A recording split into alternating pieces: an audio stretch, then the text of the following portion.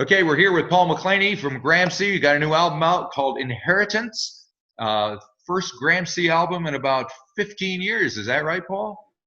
That's correct. Yeah. Took me a while to get the tools together to make another one, I think. And so tell me just a little bit about where you made the record and who you made it with. Well, I started off as I do most, my own. I've got a writing room here.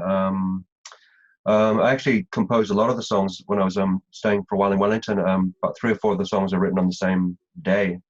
It was just like this. I woke up and I knew that Roger Waters talks about this sometimes, about this sort of when you sort of your thoughts go into the middle distance and you know that a song's going to come. Right. And I woke up with that feeling and just got as much. I've over the years I've learned to trust my instincts around that and really go for it and surf that way. Leave the tap on for as long as I can leave the tap on, because you don't know when the water's going to run out. Right. And I really sort of mapped out the whole thing one morning, and then the craftsmanship sort of begins, and you start piecing it together, and I was really conscious of wanting it to be a album experience, a listening experience that has 2 23-minute sides, right, to immersive sections of music. A lot of the music that's inspired me over the years, it has that immersive quality, and it's not something that I hear a lot of these days, or right. And it's something I'm always looking for. I love just being drowned in an album, and that's why the albums that I love are all like that. So I got to a certain point with the record, and I thought maybe I do need some objective help here in terms of finishing it. So I played it to Greg Haver, who's a talented producer, and we met, and he said, "Oh, you don't need a producer, you just need a drummer. Can I be the drummer?" And I was like, "Yes, I'd love you to be the drummer. You're awesome." And then that was finished up with Joel Mulholland right. from Mulholland and Gasoline Cowboy. When Gramsci and Gasoline Cowboy did a tour together in 2003, and that's when I first met Joel, and so we've been dear friends. And the lab studios that he works out of are a hop, skip, and a jump from where I am. Right. And so we tracked all the drums in there, and a bunch of guitars and vocals and things, and both those guys are producers. I'm a producer, and it wasn't what came out of that was they've got such great taste. So I don't know if you have that thing when you're really into something and you play it to somebody for the first time and you instantly hear it through their ears. They don't really need to say much, because right. all of the things that you instantly go, "Oh, that thing I thought was brilliant. I've been kidding myself about for a week, because now that I can hear it through your ears, you don't even have to tell me what you think about it." So, just Joel's very presence there, and Greg's very presence in playback, and I go, "Oh, I should get rid of that bit," and they're like, "Oh, I should keep that bit." Oh, that was the other thing. It was like, "Oh, that might be a bit too much." And they're like, "No, go for it." And that's the other thing is, so much of this record is me just wrapping my arms around all of the things that inspired me right from the beginning, that maybe I, for some misguided reason, have thought have been off the menu. I mean, the obvious one being guitar solos. Yeah.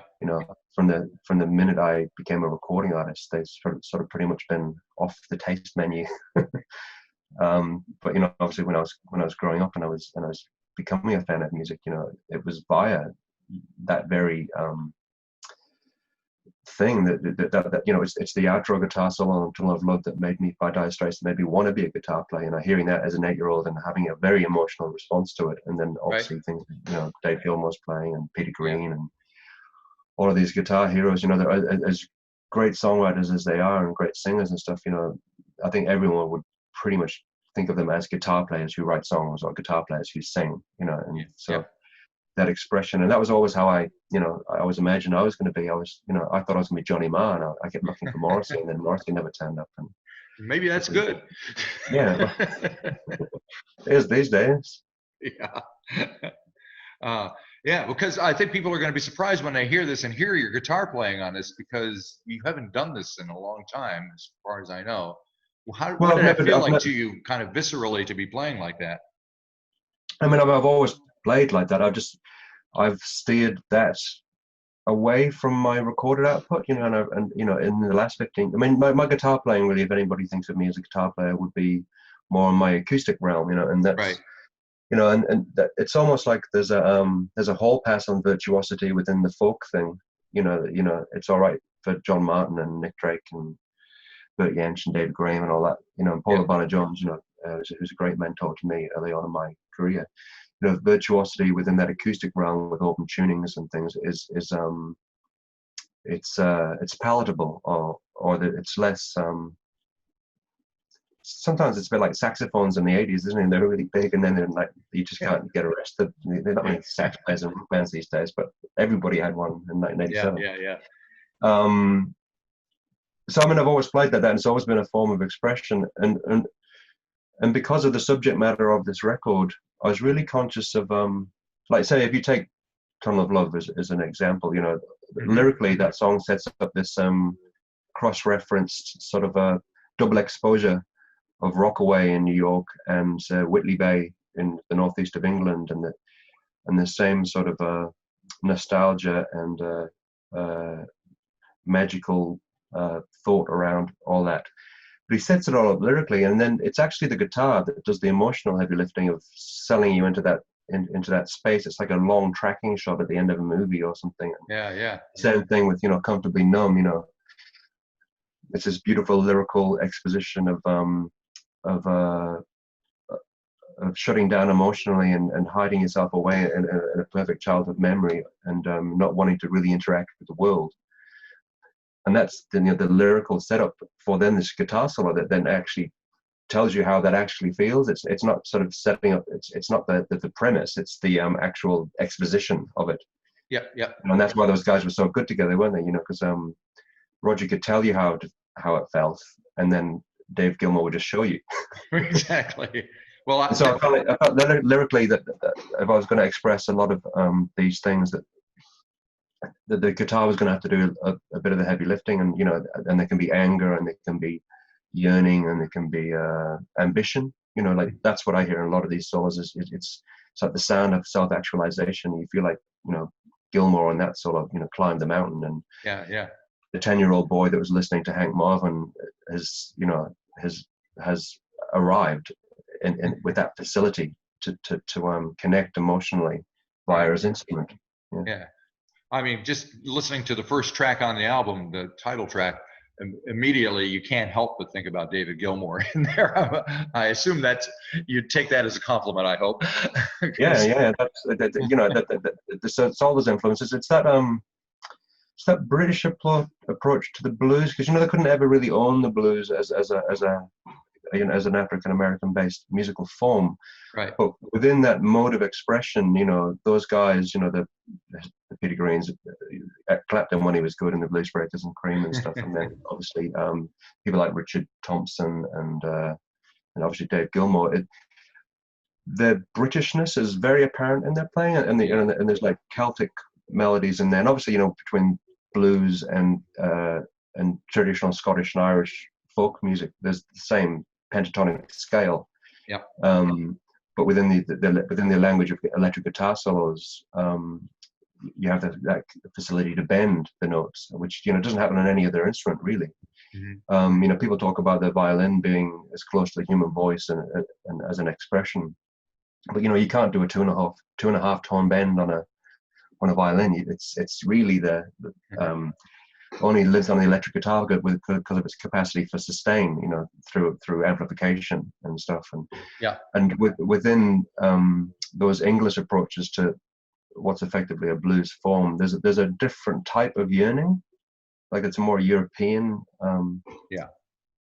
So I mean, for me, they are. There's no hiding from their influence. You know, they're cast big shadows. Yeah. Well, I think even and me being an American, I remember, you know, first hearing the Beatles and the Stones, and that kind of influence or whatever is in that English music would come across to us as Americans going, this is something it's familiar because they were playing old Chuck Berry songs and whatever, but at the same time, there was something else in there that you couldn't really put your finger on it. Through a different lens, isn't it? You know, and if I know you have, and I definitely have read all these books and watched all these documentaries, and you know, there's a lot of pain at the center of those guys' existence. You know, there's that 12-bar documentary on Clapton, which is quite a harrowing watch, really. You know, and his relationship with his mother and his complete lack of identity through the way he was raised and thinking that his nana was his mom and his mom was his sister, all that sort of stuff. And you see it in the lives of Lennon and McCartney losing mothers at early ages, and obviously Peter Green with his Jewish upbringing in the East End London, and they're all dealing with some sort of personal issue that they find a great tool of expression in this imported music and their I remember seeing a documentary, South Bank Show, years ago about Clapton's love of Robert Johnson, and he said, well, because what he liked about it was that fundamentally, it's always one guy against the world. You know, you know, there was, you know, if it's Tommy Johnson or it's Robert Johnson or all of the Johnsons. Exactly. Now you kind of made a reference to the subject matter of the songs. When you say that, do you see there's an overarching subject matter to it, or is that the individual, each tune that's on the record here? No, it's definitely all a consideration of two things really. It's this idea of well, I mean, the context of writing the record was my New Year's resolution, December 31st, 2019, was to have a year off alcohol, stop drinking. You know, from the age of 16, I've, you know, been a fairly heavy drinker, and I worked in the music industry. I went to university and then moved into the music industry, and it's basically just do the maths, really. Right. And it was so I took my foot off the gas to just basically see what it was like, you know, just to see the world with that a different level of objectivity. And the album's really, so you start pondering a lot of those things. You know, I'm pondering the fact that I'm, you know, my blood history is, my father's Northeast English. I was raised in the Northeast of England until I was 12. All my grandparents were from Glasgow. So I've got millennia of drinking in my genetics. And then also, you know, the culture in which I grew up, you know, we would always go to the pub on the weekends, and that was the family space, and you know, and you learn how to play pool and play with the other kids, and so there's that aspect. And then I maybe start thinking about these traits that you inherit, you know, like genetic traits, and then also cultural traits, but then also this idea of mythology and self-mythology. You know, when you're a kid growing up, and every family has its own mythos, and you say to your dad, "Oh, Dad, tell me that story about when you and your brothers did that thing that time," or "Hey, Mom, tell us about the one about our great uncle so and so who hit a banjo in the cupboard, or somebody drowned." And you know, there's all these stories, and you ask for, and you know, we're a culture of storytellers. And the thing about myth is it's the story of truth. Yeah, right. And you get to a certain point in your life when you realize that you have your own mythologies. You know, some of the stories you realize, you hear yourself telling the story and you go, well, actually, if I actually really examine that, that's not actually what happened, but that's a better story of the thing that happened. And so there's a certain absence of truth. I was reminded of when Tolkien was writing, you know, he thought his life work was the Silmarillion, you know, because what had happened, again, another orphan, you know, very young, he had this capacity for languages, and you know, by the time he was 16, he could speak ancient Greek and ancient Welsh, and he's running out of languages to learn, so he started inventing languages. And then he thought, well, I've got these languages, then I need to have these people who speak these languages. So he gave that one to the elves, and that one to the dwarves, and that one to Mordor. And then, well, if I've got this place for all these people that speak these different languages, then they're going to need a history. So he wrote the Silmarillion.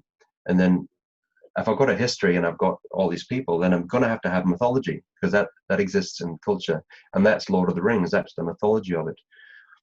And so you'll see on the album, there's lots of there's titles like Icarus and Tantalus and Atlas, and within you know, the history of mythology, we have these archetypes, don't we? Like, not, you know, when someone's being narcissistic or that sort of thing, and or the burden of Atlas, or and there's all these archetypes, and you fit almost like square pegs and round holes. You go, well, you can hang aspects of your behavior on these archetypes and say, well, oh, that's my Narcissus moment, or that's, you know, my Icarus moment, and they're almost excuses, and they give this sort of gravitas and this grandiosity. So something might actually just be a really bad decision or very bad behavior or right, what have you. And in the context of that sobriety, I was really examining a lot of that stuff, and so basically the album is it moves through aspects of that analysis, right. with the end result being that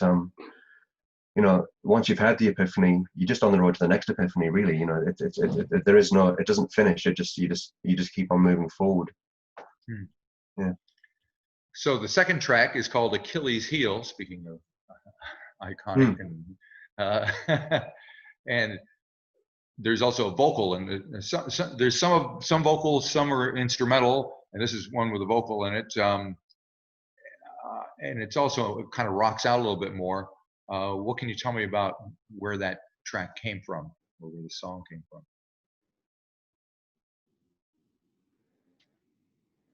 Ancient History and Tantalus were the three that were written in one hit, and they sort of map out the exposition. I mean, Achilles Heel, you could hear it as like the weakness of what might generate an affair or something, but or your that many of our, I suppose fundamentally it's about that many of our perceived weaknesses are inherited by blood or ideology, and so that what we perceive as being wrong about ourselves is what doesn't match up with who we want to be, and we feel like I feel that way because I was taught to believe. I didn't grow up in a religious family, but I can imagine that people have quite a crisis of confidence at 17, 18 when you hear about Jacinda saying she renounced her faith, her Mormon faith, when it basically disagreed with her own personal beliefs about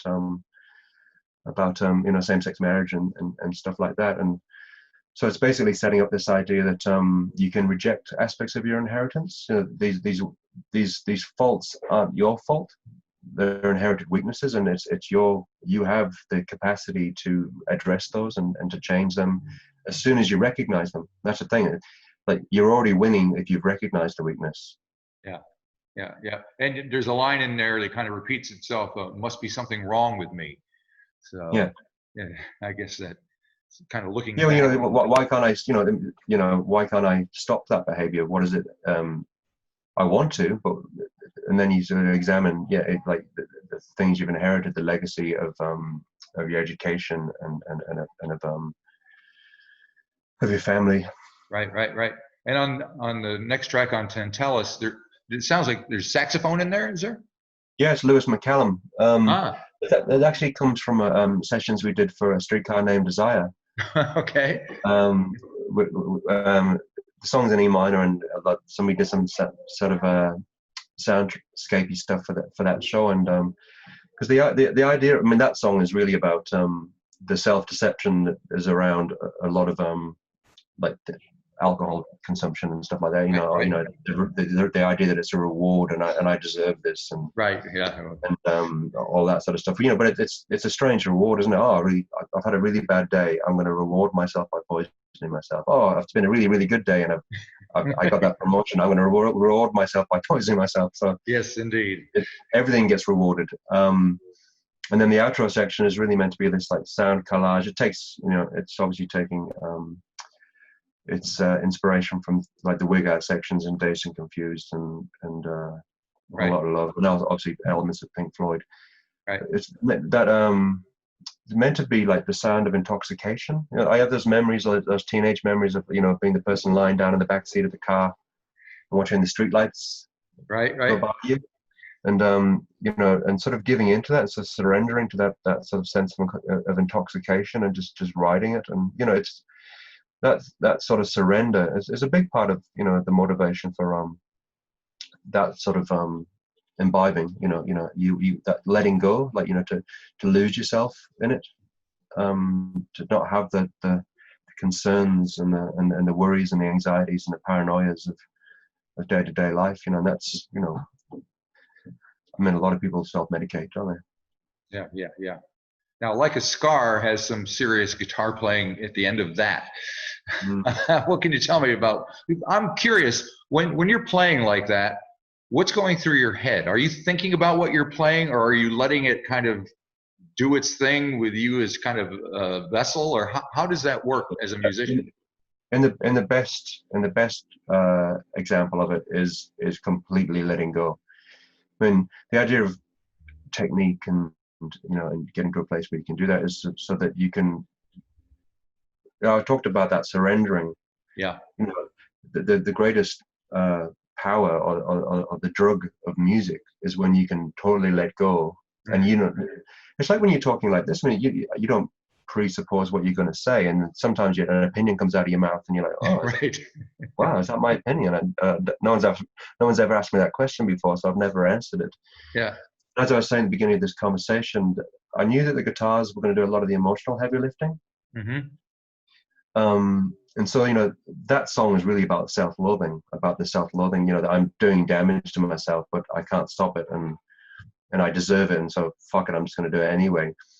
And the guitar solo is really the expression of that self-loathing. I'm getting power from this, I'm getting fire from this, but I hate myself for doing it. And what I really want is just to be surrendered in this moment.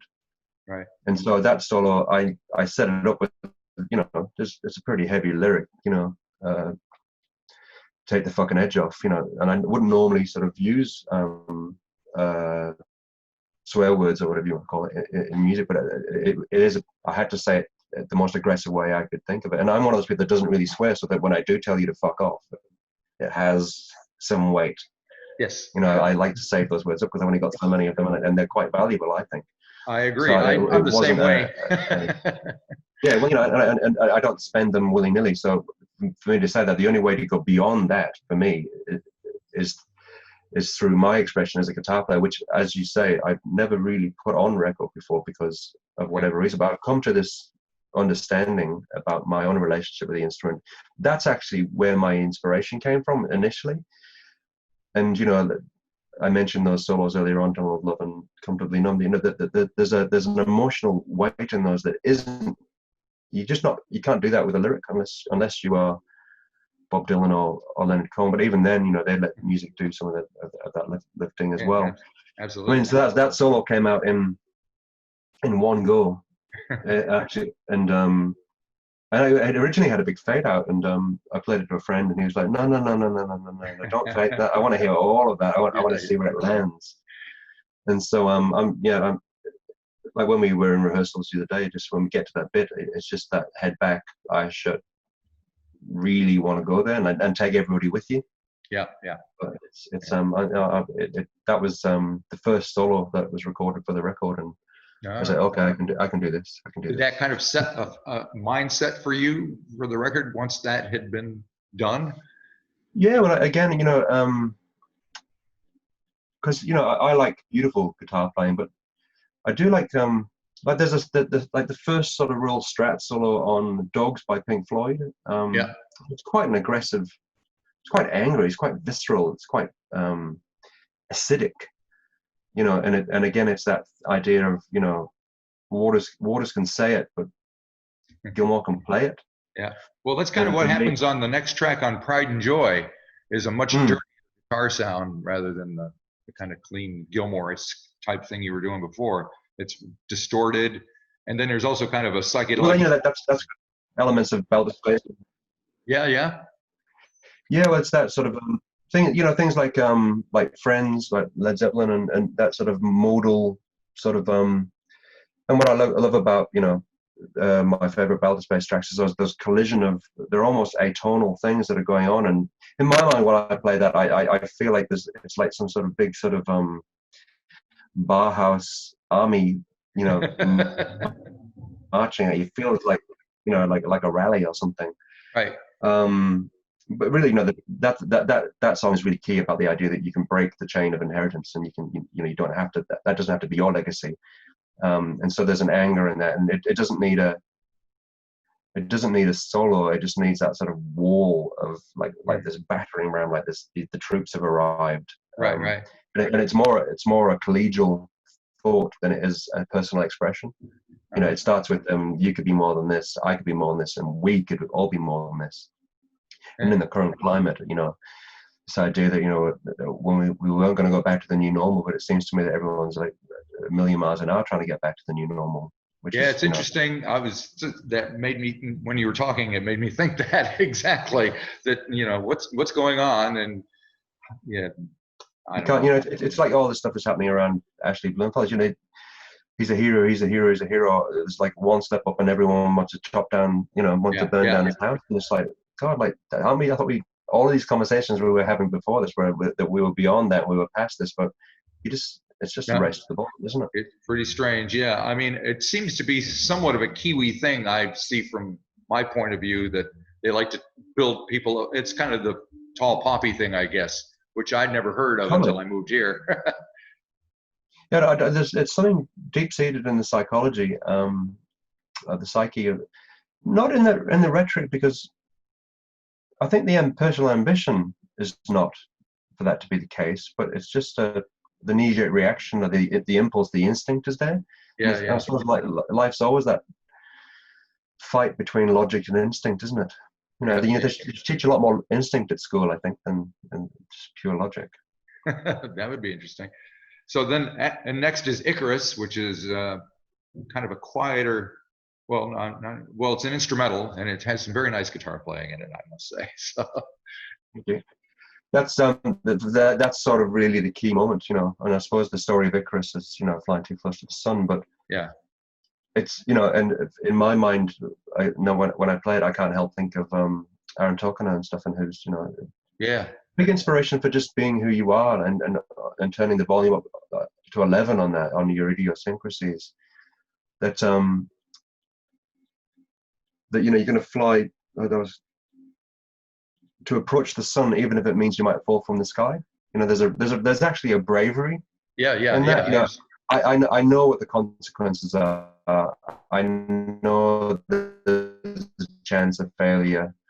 I know that, you know, certain musical snobs are going to go, ooh, sounds like Mark Knopfler, or it sounds like, you know, Peter Green, which I would take as massive compliments, because, you know, I was talking to Jeff Wolf from Jacob about this throughout the process of making this, and he was my main sounding board, because I really value his saying, well, you know, all the guys that you're talking about, you know, Gilmore and Knopfler, Peter Green and Richard Thompson, they're all storytellers within their guitar solos. Yeah. You know, there's an aspect of storytelling. It's not just shredding for shredding's sake. It takes you on a bit of an emotional journey. And really, you know, that song is like, that's at the heart of the record, because I didn't want to say it in words. I just wanted to play it. I wanted it to be in an exposition. And if there's any sort of empathy, then people don't. It's not a didactic thing that I'm doing. I'll just express it, and if you get it, you get it. If you don't, then it's just a nice bit of guitar playing, you know. Yeah, exactly. And then Hitting My Stride is next, which has a very intense vocal. And you know, to do a 4.5 minute. Oh, sorry, I talked over you. Yeah. That's all right. I suppose that's just the idea. We're always ready to move into the next chapter. Yeah, that's true. You know, that song is. I say a lot of my musical colleagues have you know, they fall by the way, or they run out of steam, and I feel like the 15 years I had away from Gramsci and the musical journeys that I've been on with my acoustic music and with electronica, and then writing music for theatre and what have you, and various collaborations and musical directing sort of things, and working with other people's music. I think they've all filled me up, and I actually personally feel like my apprenticeship is just finished. You know, like, I feel like I went away and did a whole, and now I've applied it. Right. And I've applied it to my I think Gramsci from here on will be the cradle that will hold all of my music, and I won't need to I won't need to compartmentalize it anymore. Right. Because you always seem to be doing something new and calling something else. You know. It's my wife's always like, you should have just kept the same name all the way through. But for me, they're not the same expression. They're right. And I suppose that's the I mean, that's the other lesson that's been learned through this, is to not be a version of yourself. Yeah. Okay. Next, we have Golden Bow. You know, the stories from the Aeneid about yeah. how he gets into the underworld, and he gives the golden bow to Charon, and he sails him across the river Styx. But really, it's about this idea of rebirth, and that we're capable of rebirth in every moment that, Right. you know, that we exist. And you know, there's a lot of instrumental moments on this record, because it's meant to be like palate cleansers. You know, Yep. like 15 minutes of someone singing at you. And I was thinking about all these great records and why I like them and why they've stood the test of time, is because they do give you these like elongated musical passengers. Yeah. That they give you a break, you know, mix things up. Obviously, you think of people in terms of listening to this as a complete work rather than picking tracks off of Spotify or something. Would I be right? Well, it's interesting, isn't it? The vinyl mix of this record is heavily overlaid, and you know, the soundscapes interweave and stuff, and you know, and that was my original intention. But you know, the reality of releasing music into a digital space is that, you know, people are going to pick and mix. You know, I wrote it to be an album. Right. You know, not everybody has 45 minutes to dedicate to that endeavor. You know, not many people listen to music that way these days. That's how I perceive it to be. And when we perform it live, it will be performed as a piece. You know, like so there are going to be live performances. Oh yeah, definitely. Yeah, I mean, that this record, the whole thing was, I never imagined this as a standalone record. It's meant to be the soundtrack to a show. I have always imagined it as a show. You know, I was so inspired recently seeing the David Byrne show, and then before that, that was amazing. You know, and just, you know, that level of, it's in that world of art rock, I suppose you'd call it. You know, with Kate Bush and Peter Gabriel and David Byrne, David Bowie. Pink Floyd at their best, you know, that there's a theatrical element to it. I don't mean theater in the sense of, you know, for acting or whatever, or taking on a character. Just I mean the expression, the musical expression. When you go and see a Nine Inch Nails gig, you know, it's not just going to be three guys standing on stage knocking out the hits. It's going to be quite immersive, and it's going to be engaging, and it's an ambition I've always had, and I think, you know, I think my ambitions for Gramsci were always higher than my resources at the time. And I feel like, you know, coming back at it 15 years later with having done some of the things I've done in the interim, I now understand how I can achieve that. So. Oh, cool. Well, I can't wait to see what you come up with. Looking forward to playing the guitars for us. Ancient History was the single that came off of the record. And so it's the one that's been floating around for a while. What can you tell us about that? Well, you know, that we're making history every day. We can change the course of our journey at any point. You know, there's the line, you know, new mythologies and new philosophies. We invent them every day. Like, you know, and obviously this was all written prior to the pandemic. But you know, there aren't many moments where you know you're living through history. You know, like, you know, I was saying to my daughter, you know, this isn't, you know, we don't have lots of pandemics. You know, it's not. This is my first one. Right. You know, it's not like, and you know, but because she's 10 years old, and she's thinking, oh, well, this must happen all the time in adult world, and you go, no, we're living through history. But the reality is, we're living through history every single moment of every single day.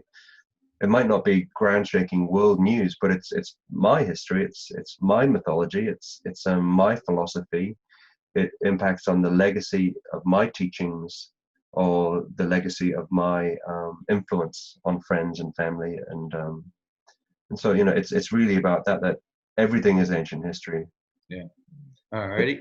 And I've been thinking about this a lot in terms of music itself. You know, in order for you to hear a melody, you have to be conscious of the past, completely in the moment, and have an anticipation for the future. That's how melody works, because you're only ever really in one time. So melodies and music stretch time, you know, so that they are an exposition of history happening. That's what a melody is. So it's, you know, it makes sense to me that music is the form of expression to interrogate that thought. Yeah. And then finally, we have the longest track on the album. It's like 8.5 minutes long, Atlas, and it feels like you're kind of completing something and bringing everything together at the end of this thing. Is that how you feel Yeah, about and the track? definitely. I mean, it's that idea of I've had the epiphany, but why isn't everything sorted out now? Why haven't I put the world to rights now that I've noticed this thing, and I've accepted it, and I've embraced it into my life, into my worldview, into my philosophy? Why am I still?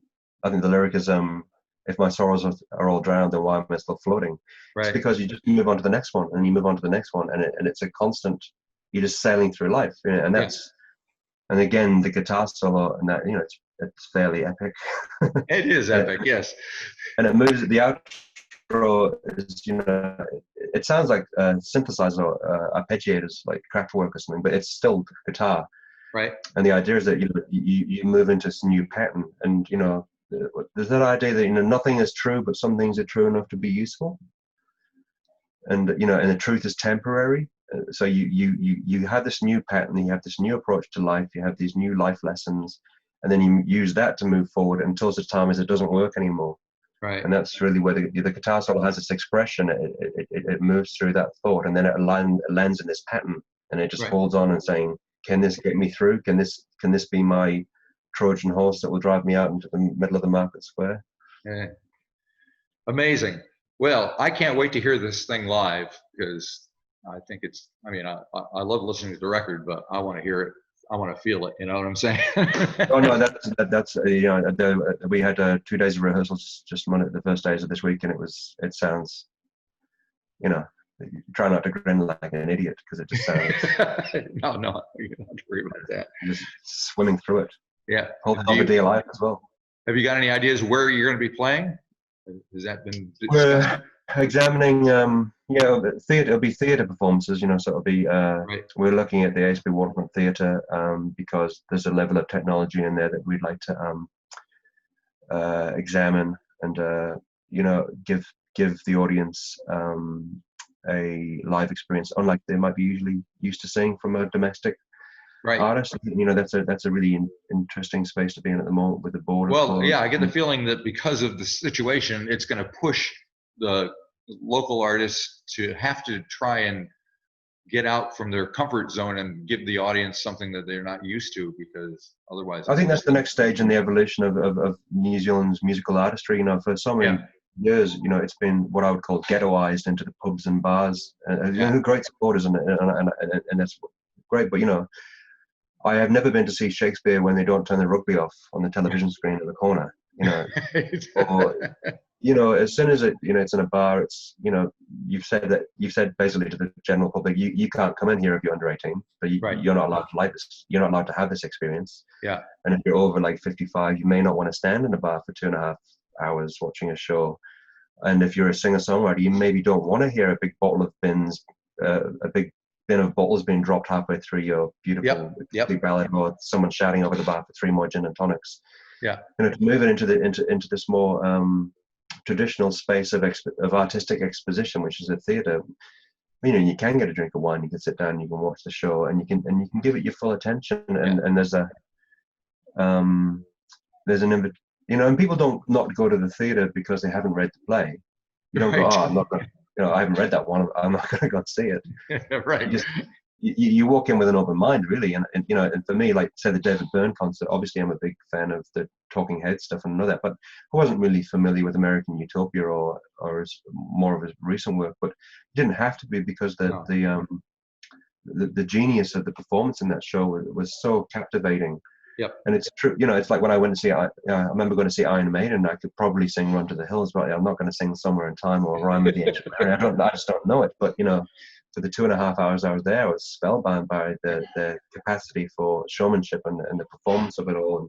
And if they ever came again, I would go again, because I know it's a great show. And I'd like to see a bit more of that culture within, there's sort of what I call like the mum and dad $2,000 a year Spark Arena crowd, who are happy to pay for production values, but they think that it's something that needs to be imported, because in the limited experience, it generally is. That's true.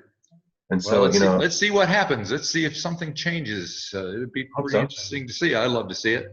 And thank you for taking so much time and to be so thoughtful about talking about all this and for making this record. I hope it gets out there and people find out about it, and they discover something new about what you're doing and about what they're capable of listening to as well. So no, I really appreciate that, Marty. It's and it means a lot, because people like yourself, I've great respect for in terms of your taste and of your wider knowledge of the history of music. And I know that Quincy Jones said that about Stevie Wonder, that Stevie Wonder knows where music's going because he knows where music's been. Right. Well, it does help a little bit.